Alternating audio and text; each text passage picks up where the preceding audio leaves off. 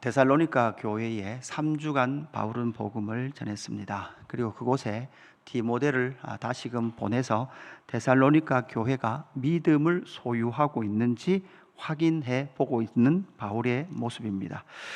그 바울의 모습 속에서 데살로니가 교회는 믿음을 소유하고 있었다라는 것이 확인되었습니다. 그러면서 3장 10절에 주야로 심히 간구함은 너희 얼굴을 보고 너희 믿음이 부족한 것을 보충하게 하려 합니다 라고 말씀하면서 그렇게 데살로니가 교회에 편지를 써 보내고 있는 거죠.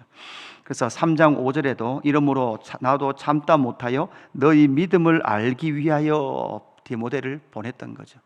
그러니까 데살로니가 교회는 복음을 듣고 그들 가운데 믿음이 생겼습니다. 믿음이 생긴 데살로니가 교회를 확인했을 때 3장 8절에 그러므로 너희가 주 안에서 굳게 선즉 우리가 이제는 살리라 이렇게 고백을 하고 있죠. 그러니까 바울이 선교하는 여정 가운데서 참 어려움들이 많았지만 가장 어려운 것은 무엇이었습니까? 교회가 믿음의 반석 위에 세워져 가는가 가지 않는가가 바울을 가장 힘들게 했고, 그 힘든 선교 여정 가운데 그 선교의 여정을 이겨갈 수 있었던 은혜도 무엇입니까? 교회가 믿음 안에서 든든히 세워져 가는 것을 확인할 때 다시금 힘을 내어서 하나님의 부르심의 삶을 살아갈 수 있었다는 거죠. 성도가 믿음 안에서 그리고 교회를 이루고 그 교회가 믿음 안에 든든히 서가고 믿음에 부족한 것을 보충해가며 세워져 가는 것, 그것이 바로 바울이 선교를 할 수 있었던 또 하나의 은혜였고 힘의 여정이었습니다. 그래서 그 믿음을 가진 데살로니가 교회를 향하여 이제는 3장 13절에 후반절에 보니까 아버지 앞에서 거룩함에 흠이 없게 하시기를 원하노라 이렇게 말씀하고 있죠. 그래서 아버지 앞에서 거룩함에 흠이 없는 것은 우리가 소위 말해서 성화의 삶, 신학적 용어로 이렇게 쓰죠. 그래서 4장에서는 이제 믿음을 소유한 교회가, 데살로니가 교회가 어떤 성화의 삶을 살아가야 될 것인가 라는 것에 대해서 4장에서 가르쳐주고 있습니다. 그래서 그 성화의 삶은 4장 1절 후반절에 보니까 하나님을 기쁘시게 할 수 있는지를 우리에게 배웠으니 이렇게 말씀하고 있죠. 하나님을 기쁘시게 하는 삶입니다. 그것이 바로 거룩한 삶이죠. 그렇게 하나님을 기쁘시게 하는 삶을 데살로니가 교회는 살아가고 있었는데 1절 후반절 마지막에 곧 너희가 행하는 바라 더욱 많이 힘쓰라 이렇게 말하고 있죠. 여기서 더욱 많이 힘쓰라 라는 것은 달리고 있는 말에 채찍을 가하다라는 의미가 돼요. 하나님을 기쁘시게 하고 거룩함에 흠이 없는 삶을 살기 위하여 달려가고 있는 데살로니가 교회에다가 말에 채찍을 가하듯이 다시 한 번 더 힘을 낼 것을 격려하고 있는 것이 바로 오늘 본문의 말씀이죠. 그래서 3절에 보니까 하나님의 뜻은 이것이니, 하나님의 뜻은 무엇입니까? 너희의 거룩함이에요. 하나님의 뜻을 분별하기 힘들 때, 여러분 여러 가지 일 가운데 분별하기 힘들 때 그 일 가운데 가장 거룩한 일이 무엇인지를 찾으시면 돼요. 그 가장 거룩한 일을, 그 가장 거룩함을 이루기를 하나님은 원하고 계시는 거죠. 이것이 바로 성화의 삶입니다. 그렇게 잘 달리고 있고 믿음이 세워진 데살로니가 교회가 더 잘 달려서 그 성화의 삶을 영화의 삶으로까지 이르도록 그렇게 격려하고 있는 바울의 가르침이 그 거룩한 삶을 어떻게 실현해 갈 수 있는지를 오늘 본문에서 찾아야죠. 그래서 첫 번째 4절에 이렇게 나옵니다. 각각 거룩함과 존귀함으로 자기의 아내 대할 줄을 알고 이렇게 말씀하고 있죠. 그래서 첫 번째 거룩함과 존귀함으로 자기 아내를 대하라 이렇게 말씀하고 있습니다. 거룩함과 존귀함으로 자기 아내를 대하는 반대편에 그렇게 대하지 않는 사람들은 누굽니까? 5절에 보니까 하나님을 모르는 이방인과 같이 세욕을 따르지 말고 이렇게 말을 하고 있습니다. 하나님을 모르는 이방인과 같이 세욕을 따르지 말고 이렇게 말하고 있는 이 말은 결국은 하나님을 모르는 이방인들은 자기의 욕망과 자기의 욕심을 따라 살아가는 거죠. 이뿐만 아니라 당시 데살로니가 지역에서 대부분 지역들은 종교가 대부분 뭐와 연결되어 있습니까? 이 성적인 것들과 관계를 맺고 있었다는 거죠. 음란한 종교를 추구하고 있었던 거죠. 그래서 절대 그 음욕과 세욕을 따르지 말고 자기 아내를 거룩함과 존귀함으로 대할 줄 알아야 된다는 거죠. 이방 종교가 결국은 종교적 행위를, 세속을 따르는 그 일을 행함으로 말미암아 그러한 타 종교, 그러니까 이방인들이 자기의 욕망을 따라 행하는 그 일에 참여하지 말고 그뿐만 아니라 6절에 보니까 이 일의 분수를 넘어 형제를 해하지 말라라고 말씀하는 것으로 보아서, 결국은 형제를 해한다는 것은 형제의 아내를 취하는 일, 그러한 일들을 통해서 십계명에서도 금하고 있는 그러한 일들을 행함으로 말미암아 너희의 성화의 삶을 훼손하지 말 것에 대해서 가르쳐주고 계시는 거죠. 우리가 알듯이 이런 타 종교의 세교는 무엇입니까? 결국은 이 땅에 자기의 욕망을 채우고 자식을 이 땅 가운데 번성하게 하려고 하는 인간의 기본적인 욕망을 따라 살아가지 말라는 겁니다. 하나님께서 우리에게 주신 자녀는 무엇입니까? 하나님께서 우리에게 주신 거룩한 믿음의 계보를 잇도록 하시기 위하여 주신 자녀들입니다. 그렇게 자기의 아내를 거룩함과 존귀함으로 대하라라고 말씀하시는 그 이유가 결국 여러분 6절 후반절에 보시면 뭐라고 말씀합니까? 우리가 너희에게 미리 말하고 증언한 것과 같이 이 모든 일에 주께서 신원하여 주십니다. 여기서 신원하다라는 것은 공의로운 재판, 공의로운 판단을 해주신다는 거예요. 그래서 여러분 이 땅에서 자기 아내를 거룩함과 존귀함으로 대할 때 이 땅에서는 여러분 때로는 표시가 나지 않을 때도 있어요. 그렇게 살아도 자기의 세욕과 자기의 욕망을 따라 사는 사람의 삶과 어떤 결과론적으로 보면 이 땅에 눈에 보이는 자식이 많다든지 부유해진다든지 이것과 이런 것들이 분명하게 구별되지 않을 수도 있어요. 그럼에도 불구하고 중요한 것은 무엇인가 하면 이 모든 일에 주께서 뭐 해주신다고요? 공의로운 판단을 해주시는 거예요. 당시 사회적 분위기가 야, 뭐 그렇게 사냐? 밖에 나가서 술 한잔 할 수도 있고 밖에 나가서 뭐 술집에 가서 그런 음란한 일을 행할 수도 있지. 다 그런 거 아니냐? 직장 생활을 하다 보면 다 그런 거 아니냐라고 말을 하겠지만, 그러나 그 거룩한 성화의 삶을 사는 사람은 그 삶을 따라가지 않는다는 거죠. 7절에서도 뭐라고 말씀합니까? 하나님의 부르심은 우리를 부르심은 부정하게 함이 아니요. 여러분 뭐예요? 거룩하게 하심이에요. 하나님의 부르심은 분명해요. 다른 것 아니에요. 거룩하게 살도록 하기를 원하는 거예요. 그리고 또 뭐라고 말씀합니까? 8절에 그러므로 저버리는 자는 사람을 저버림이 아니요 너희에게 그의 성령을 주신 하나님을 저버림이라. 성령을 받으면 어떻게 됩니까? 생명의 성령의 법을 따르고 거룩한 법을 따라요. 하나님의 율례와 규례를 새 사람이 되어서 새 마음으로 따라요.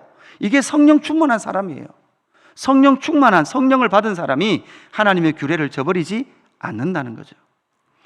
그래서 성화의 삶의 첫 번째는 거룩함과 존귀함으로 자기 아내를 대하는 그 삶이다 라면, 두 번째는 서로 사랑하는 삶입니다.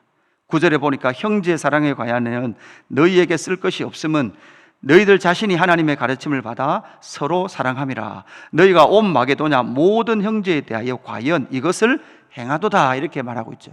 그러니까 이 데살로니가 교회는 마게도냐 지역의 형제들, 이 말은 이 형제는 누구를 말합니까? 믿음의 지체들과 교회들과 많은 순회 선교사들, 앞으로 나타날 순회 선교사들을 그들은 뭐 했다는 거예요? 도왔다는 거죠.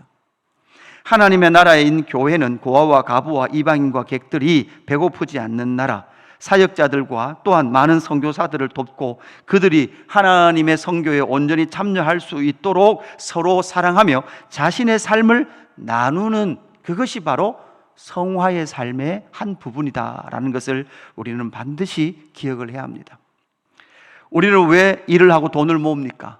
여러분, 돈을 모으는 목적이 무엇입니까? 그리고 돈을 어디에 쓰고 있습니까? 이렇게 나누는 것은 결국은 여러분 물질이 나눠지지 않고는 어려운 일이죠. 온 마게도냐의 데살로니가 교회가 그 마게도냐 지역의 믿음의 형제를 어떻게 섬기는지를 바울은 지금 디모데를 통해서 듣고 있는 거죠. 그래서 자기의 영광이나 자기의 안위나 자기의 어떠한 삶을 위하여 돈을 쓰는 것이 아니라 결국 하나님의 나라의 모든 형제들이 하나님의 풍성함 가운데 살아가도록 그들의 삶을 나누고, 또한 그 사랑을 이 세상이 알도록 그렇게 사랑의 영광들을 실현해 갔던 것이 바로 마게도냐 지역에 소문난 데살로니가 교회의 모습이었다는 거죠. 이것이 바로 성화의 삶입니다.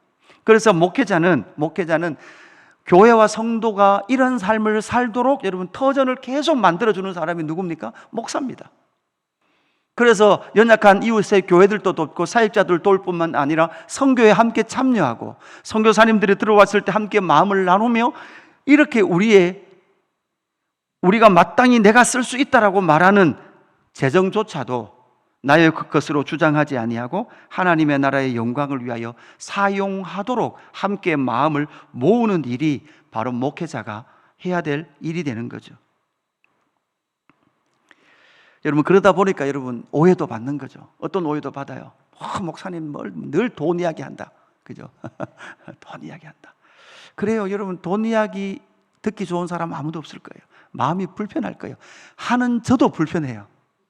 그러나 그것은 결국 우리의 돈을 무엇을 위하여 어디에 쓰느냐가 성화의 삶의 결정적인 한 요소다라는 것을 반드시 기억을 해야 합니다. 세 번째, 그 성화의 삶은 어떤 삶입니까? 외인들 가운데 증인으로서의 삶입니다.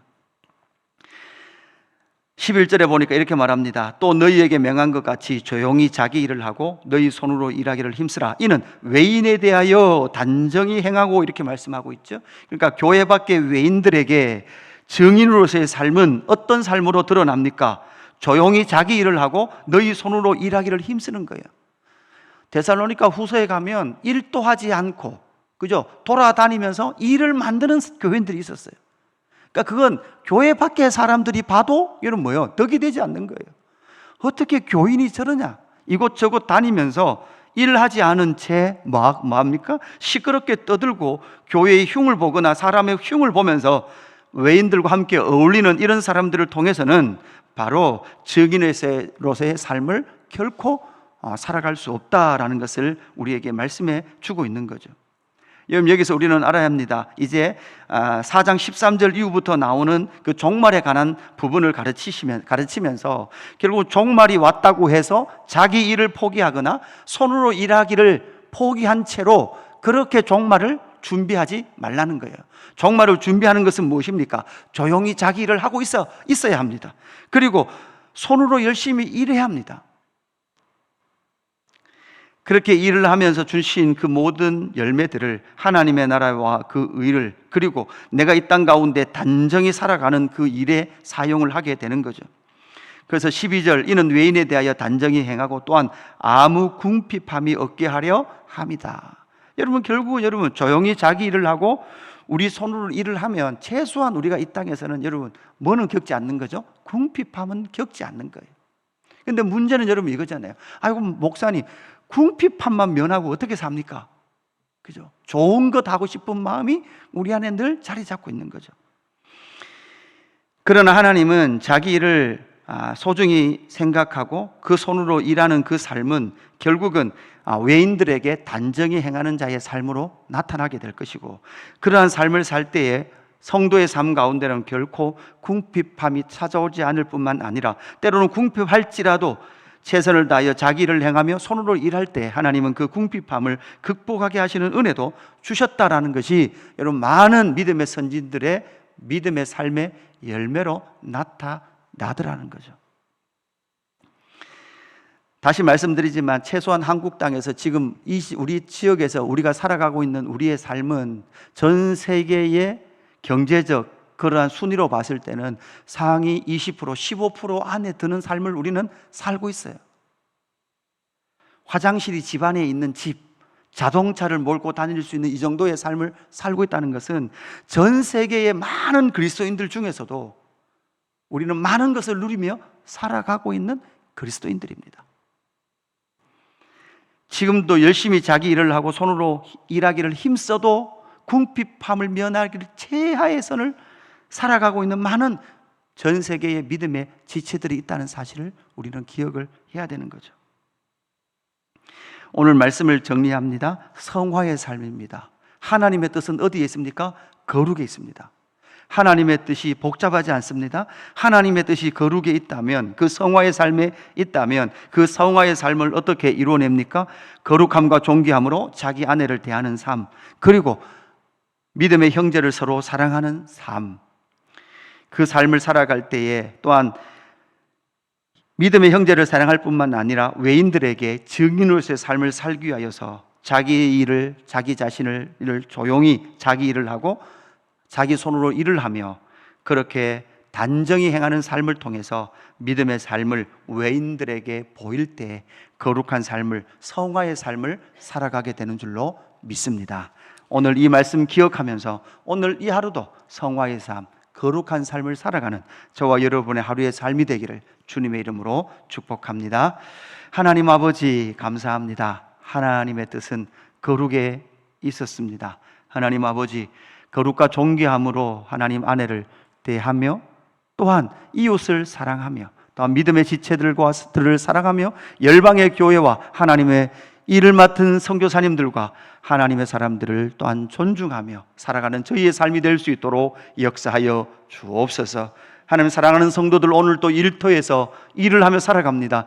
일하는 그 모든 손길 위에 하나님 은혜를 부어 주시옵소서. 하나님 단정히 행할 때 외인들이 저들의 단정함과 저들의 감사함과 저들의 찬송함의 삶이 무엇인지, 그들의 소망의 이유가 무엇인지 하나님 질문을 받으며 살아갈 수 있도록 성령 하나님 역사하여 주옵소서. 감사함을 드리며 구주 예수 그리스도의 이름으로 기도드리옵나이다. 아멘.